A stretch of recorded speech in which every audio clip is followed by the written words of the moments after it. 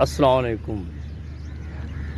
آج میں آپ کے سامنے دو اہم ترین الفاظ پیش کرنا چاہوں گا۔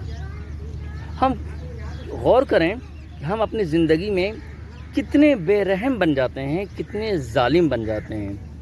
وہ دو الفاظ کون سے ہیں جو بہت اہمیت رکھتے ہیں آپ کی زندگی میں بھی اور آخرت میں بھی بڑے اہم ہوں گے؟ ان میں سے ایک لفظ ہے رحم اور دوسرا لفظ ہے ظلم۔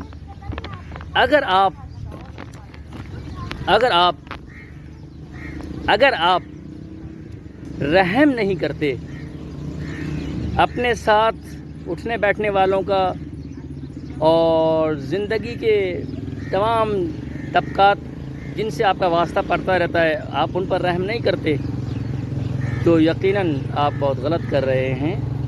پھر اللہ تعالیٰ سے بھی آپ اس کی توقع مت رکھیے گا۔ اور دوسرا لفظ ہے ظلم۔ ظلم جب کر رہے ہیں تو آپ اپنی حدود سے تجاوز کر رہے ہیں۔ میں آپ کو ان دونوں الفاظ کے مطابقت رکھتے ہوئے آپ ایک حدیث پیش کرتا ہوں۔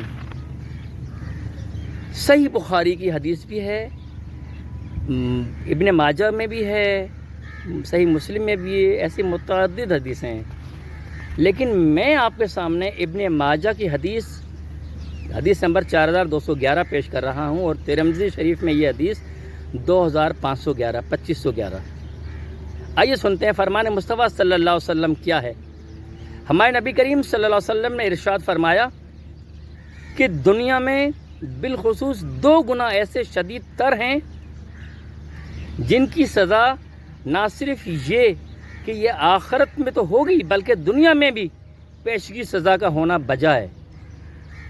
اور وہ دو گناہ آپ جانتے ہیں کہ رحم کا نہ کرنا، قطع رحمی، ظلم۔ حضرت انس بن مالک رضی اللہ تعالیٰ عنہ سے روایت ہے، اور یہ بھی بخاری شریف کی حدیث ہے، متفق علیہ حدیث ہے، حسن ہے، کلہا صحیح حدیث ہے۔ حدیث نمبر 2067 حضرت انس بن مالک رضی اللہ تعالیٰ عنہ سے روایت ہے کہ رسول اللہ صلی اللہ علیہ وسلم نے ارشاد فرمایا کہ جو شخص اپنی روزی میں کشادگی اور عمر میں درازی چاہتا ہو، اسے چاہیے کہ وہ صلہ رحمی کرے، اسے صلہ رحمی کرنی چاہیے۔ تو آپ واضح طور پر یہ دیکھ سکتے ہیں کہ ہمارے نبی کریم صلی اللہ علیہ وسلم نے واضح طور پہ فرمایا کہ اگر تم چاہتے ہو کہ تمہاری روزی میں کشادگی آ جائے، تمہاری عمر میں برکت ہو، اضافہ ہو، تو صرف کیا کرو؟ صلہ رحمی کرو، دوسروں کے ساتھ رحم سے پیش آؤ، رحم دلی سے پیش آؤ۔ اس سے کیا ہوگا کہ آپ کی عمر میں برکت ہوگی، عمر میں اضافہ ہوگا، روزی میں کشادگی آ جائے گی۔